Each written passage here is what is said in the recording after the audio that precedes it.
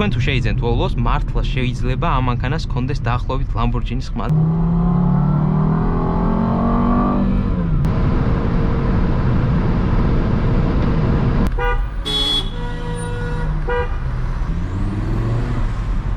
სამწუხაროდ მეხსიერების ჩიპს პრობლემა შეექმნა გადაღებისას და ექსტერიერის კადრები დავკარგე. ამიტომაც ძალიან მოკლედ განვიხილავ ვიზუალს და ეგრევე მართვის კადრებზე გადავალთ. ეს არის Volvo S60 R, Volvos კომპაქტური წარმომადგენლობითი სედანი, Audi S4-ის და BMW M3-ის კონკურენტი. R ნიშნავს, რომ ესაა ყველაზე სწრაფი, ძვირადღირებული და მძლავრი S60. დღეს უკვე უიშვიათესი 5 ცილინდრიანი ტურბოძრავი 300 ცხენისძალას გამოიმუშავებს და არა ამ ქვეყნიურ ხმას გამოსცემს. დიზაინს რაც შეეხება Volvosთვის დამახასიათებელი ვიზუალი აქვს, განსაკუთრებით უხდება სოლიდური დისკები, რომლებიც ქარხნულ ბრემბოს მოხრუჭებს ფარავენ. S60 R 15 წლის წინ ტექნოლოგიური მონსტრი იყო, 4-ვე წამყვანი, ელექტრორეგულირებადი დაკიდების სისტემა. ვიდეოში ნახავთ Volvos ერთ-ერთ საუკეთესო თანამედროვე პროდუქტს. ვიდეოს გადაღებისას 4-ვე წამყვანსაც პრობლემა შეექმნა და ვიდეოში მხოლოდ წინა წამყვანია, მაგრამ მგონია რომ მაინც გაგისწორდებათ ყურება. სანამ მართვაზე გადავიდოდეთ, გთხოვთ აუცილებლად გამოიწეროთ არხი, რათა სხვა ვიდეოებიც არ გამოტოვოთ.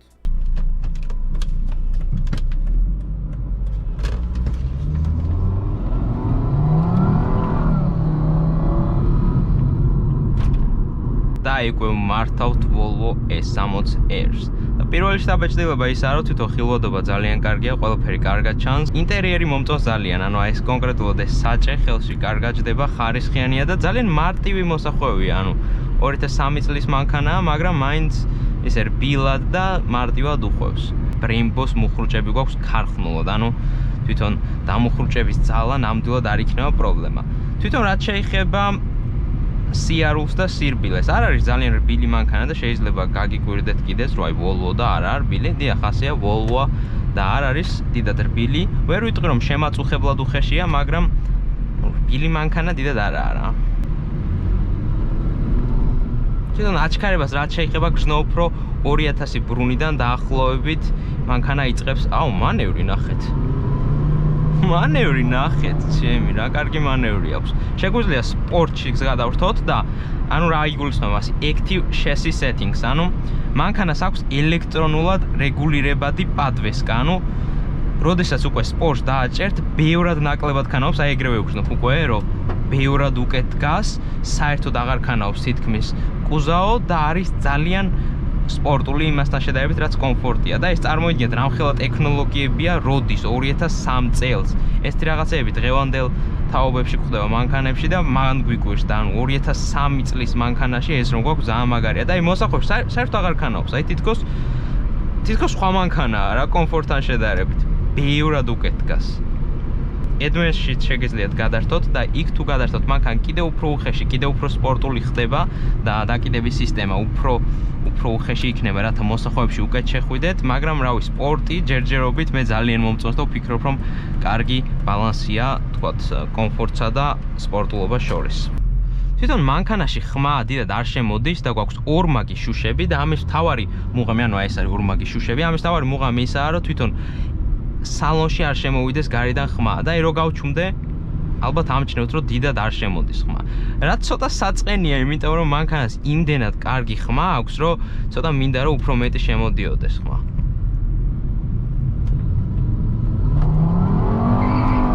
ნახეთ, მაინც რეალებს და 4-ვე წამყვანის მიუხედავად, მაინც ასე ვთქვათ, იწყებს ცოტა სრიალს, რა ძალიან გამიკვირდა.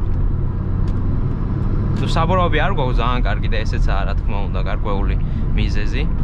ძალიან კარგად არის. მე მახსოვს წინა Volvo, ისევ ამ ფლოპელის იყო, რა თქმა უნდა, მადლობა შესაძლებლობისათვის. მოდი გადავშთოთ კომფორტში, სანამ ცოტა უხეში გზაა. მადლობა შესაძლებლობისათვის და წინა Volvo-ც ძალიან მომეწონა, სიმძლავრე იმასაც ძალიან ბევრი ჰქონდა, დაახლოებით იგივე ძრავი იყო, ანუ ისიც 5 ცილინდრიანი ტურბოძრავი, მაგრამ აქ ჩანს რომ მანქანა კიდევ უფრო სწრაფია, რაც რა თქმა უნდა ძალიან სასიამოვნოა.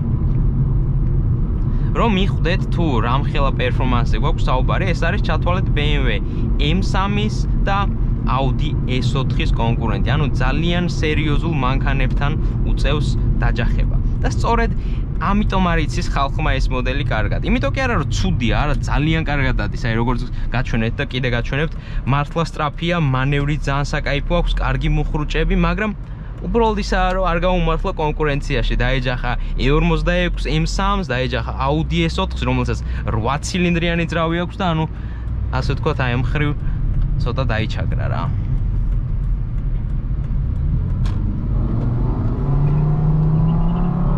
ხმა ძალიან მომწონს. არ ვიცი, წიცხვირი მაინც ასე ვთქვათ ქანაობს აქეთ-იქით და გამიკვირდა, უფრო რაღაც მეგონა უკეთ მოეჭიდებოდა. მაგრამ მანევრი აქვს მართლაც რომ ძალიან კარგი. ნუ რა თქმა უნდა ისეთი დონის არ იქნება როგორც M3 46, მაგრამ ამათი შედარება არც კი შეიძლება. თავის დროზე შეიძლება ვთქვათ რაღაც კონკურენტობდნენ, მაგრამ დღესდღეობით ბევრად იაფია ამის შეძენა. ბევრად იაფი, ბევრად მარტივი და ეს ნუ 4 კარიანია, ის 2 კარიანი, უფრო Audi S4-თან მგონია რომ უკეთესი იქნებოდა ამ მოდელის შედარება. და S4 არ გამიტესტავს, ამიტომაც მე ვერ გეტყვით ის როგორია, მაგრამ ეს რო კარგია და ძალიან საკაიფო დადის, ეს ფაქტია. თვითონ გააცემთა კოლოფი, როდესაც ჩვეულებრივად მოძრაობთ, საერთოდ არ გაწუხებთ, ძალიან კარგად რთავს სიჩქარეებს. შეგიძლიათ სპორტულ რეჟიმშიც გადართოთ კიდეც არაა პრობლემა.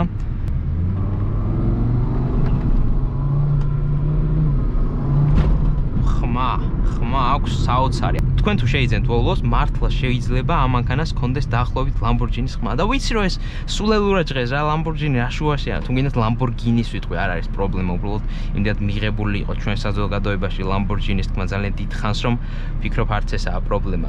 Lamborghini-ის ხმა ექნება, დიახ, 10 ცილინდრიანის ხმა. ახლოს იქნება იმასთან ძალიან და არ ხუმრობ, მართლა შეგიძლიათ დაუყენოთ ისეთი გამონაბოლქვის სისტემა რომ მიუახლოვდება ამას და ნუ ეს რა თქმა უნდა ძალიან მაგარი რამეა. ერთადერთი რაც მიკვირს ესაა ეს სად მიდიან, არის რო ვაფშე მწვანე, არ ვიცი. ალბათ არის კი. ვერ ხედავდი აქეთ. აი მიჭირს დაჯერება რომ ეს არის 4-ვე წამყვანი, იმდენად სრიალებს და იმდენად არ იგრძნობა რომ უკანასაბროები მეხმარებიან რამეში. რა თქმა უნდა არ იქნება მარტივი შესანახი და არც იაფი, იმიტომ რომ ну ეხლა ზოგად არ არის რა, ანუ ისეთი არაგამძლე მანქანა, მაგრამ თქვა თუ შეექმნა პრობლემა, მე შესაძლოა საკმაოდ ძვირი იყოს ამის შენახვა. რატომ? იმიტომ რომ თვითონ ტექნოლოგიურად არის ძალიან კომპლექსური, ანუ ძრავიც რა თქმა უნდა კომპლექსურია საკმაოდ და მძლავრია, ტურბირებული 5 ცილინდრიანი და ამასთან ერთად თვითონ დაკიდების სისტემა არის ელექტრონულად რეგულირებადი, რაც ძალიან კარგად მუშაობს, არ მეგონა თუ ასე კარგად იმუშავებდა, მაგრამ რა თქმა უნდა თქვა თუ გაფუჭდა უკვე შეამჩნევთ რომ ძვირი იქნება ამ ყველაფრის გაკეთება. მოდება advance-ში გადავერთოთ. ეხლა კიდე უფრო უხეში უნდა იყოს და მგონი გრძნობს ხვაობას. შეიძლება პლაცებო ეფექტია, მაგრამ მიუხედავად იმისა, რომ ტურბო მანქანაა, ლაგი აქვს თქო რო გითხრათ, მოგატყუებთ.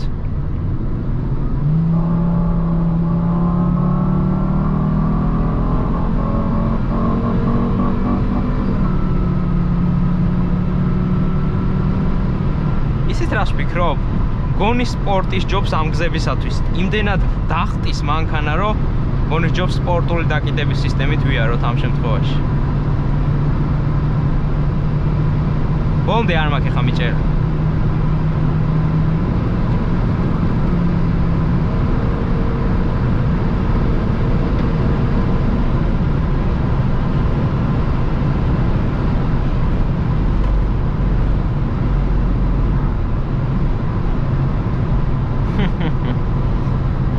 კარგად არის, მაგრამ მაღალ სიჩქარეებზე თითქოს მეჩვენება რომ ესაა წინაწამყვანი მანქანა და არა 4-ვე. არ ვიცი რატომ, მაგრამ ასე მეჩვენება რა.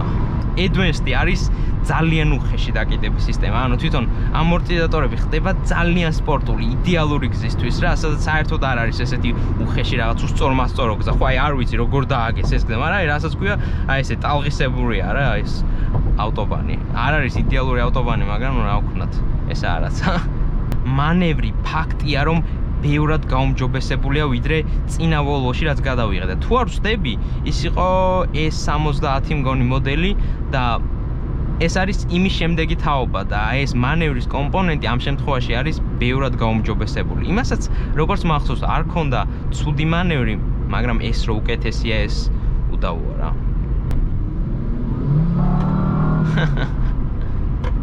არა, და ხმა ძალიან მაგარი ტიპია რა.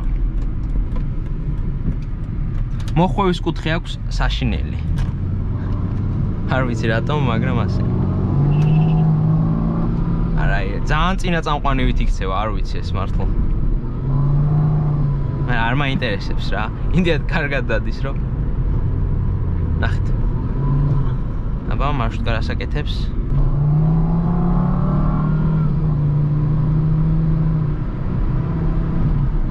როგორც წინა ვოლვოში აქაც მინდა უბრალოდ გავჩუნდე და ამ ძრავს უსმინო რა. და აი ეს არის ულამაზესი ეს ლურჯი მონაცემებთა დაფა. წარმომიდგენია ღამე როგორი საკაიფო იქნება.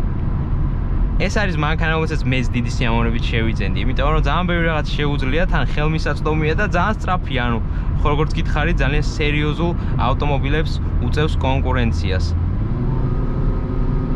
ვერ სჯობნის იმათ შესაძლებელია, მაგრამ მაინც იმათან ახლოს რომ ეს უკვე დიდი გამარჯვებაა ჩემი აზრით. თან ზოგჯერ არ არის აუცილებელი რომ მაინც და მაინც ვიღაცაზე უფრო სწრაფი იყო, მაინც და მაინც ვიღაცაზე უკეთესი მანევრი ჰქონდეს. ზოგჯერ თვითონ მანქანის ხასიათი და მუღამი გევასება. აი ვოლვოებს ხო თავიანთი რაღაც ინდივიდუალური განსხვავებული ხასიათი აქვს, რომელსაც სხვა მანქანაში ვერ ნახავთ. ეს არის შვედური მანქანა, შეიძლება იცით უმეტესობა, მაგრამ მაინც ანუ უმეტესწილად არის მანქანა გერმანული, რა ვიცი, ინგლისური, იაპონური და შვედები ამ ხრივ შედარებით ნაკლებად არიან მასაში, ასე ვთქვათ, განთქმულები. არა და ტიპები ყოველთვის უშვებდნენ ძალიან საინტერესო მანქანებს რა. სავარძლები ძალიან კომფორტულია. არ ვიცი, რამდენად სპორტული სავარძელია, მაგრამ კომფორტული რო ფაქტია. აჰა, ეს დავაჭირი, ანუ ეხა სპორტული გადაცემთა კოლოფია. ნახეთ. არ აქვს ცუდი რეაქცია, აი, მივაჭრე. სწრაფად ვერთავს.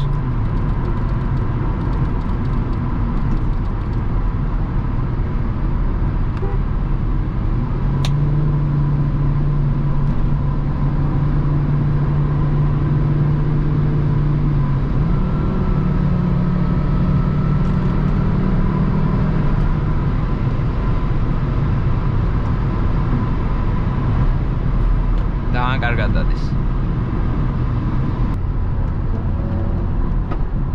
აბა advanced-ით შევიდეთ. ეს advanced-ი არის sport plus-ი რა ჩათვალეთ.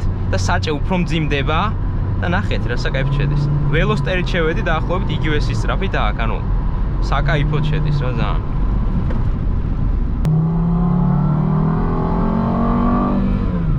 კარგი, რომ შევაჯამოთ უკვე ეს ავტომობილი. ეს არის ვოლვოს, ასე ვთქვათ, ტოპ მოდელი, ვოლვოს AMG ჩათვალეთ და ძალიან სწრაფია, ნუ დღევანდელი გადმოსახედიდანაც იმ ფასადად ყიდულობთ ხო 3000-დან 4000 დოლარამდე დაახლოებით, ძალიან უხეშად ვამბობ. მანქანა არის მართლაც რომ ძალიან სწრაფი. ძალიან ცოტა მანქანაა, რომელიც შეძენათ შეგიძლიათ ამ ფასად და იქნება ამაზე უფრო მძლავრი. ამასთან ერთად ინტერიერი არის მაღალი ხარისხის. მიუხედავად იმისა, რომ აი აქ ესე ძალიან უკვე რაღაც ძველმოდურად გამოიყურება ყველაფერი, ხარისხიანად არის გაკეთებული ინტერიერი და ამას გრძნობ. ჩაჯდები თუ არა, ხვდები რომ ყველაფერი საჭიდან დაწყებული, თქვათ აი კარის ნაწილებით არის მაღალი ხარისხის. სავარძლებიც გვაქვს ელექტრო, ძალიან დიდი პლუსია, კომფორტული ტყავის სავარძლები. ანუ იაფასიანი მანქანის შეგრძნება საერთოდ არ გაძლევს, რაც ძალიან მომწონს. ამასთან ერთად წინა ორი მგზავრისათვის საკმაოდ კომფორტული და ტევადია. უკან დიდი სივრცე არაა, მაგრამ ნუ ასე თუ ისე ნორმალურად ჩაეტევით და გამოიყურება ჩემი აზრით კარგად. ისე კარგად არა ვთქვათ როგორც E46 თუნდაც S4, მაგრამ სიმართლე რომ გითხრათ, მე ამის ხასიათი უფრო მომწონს ვიზუალური თვალთახედვით ვიდრე S4. ძალიან გამიხარდა რომ ამის გადაღების საშუალება მომეცა, იმიტომ რომ არათუ საქართველოში, არამედ სოფლიოშიც არ არის ამაზე ბევრი ვიდეო გადაღებული და მიხარია რომ მე მომეცა ამის საშუალება. ეს იყო დღეისათვის სულ და აბა მაგრად.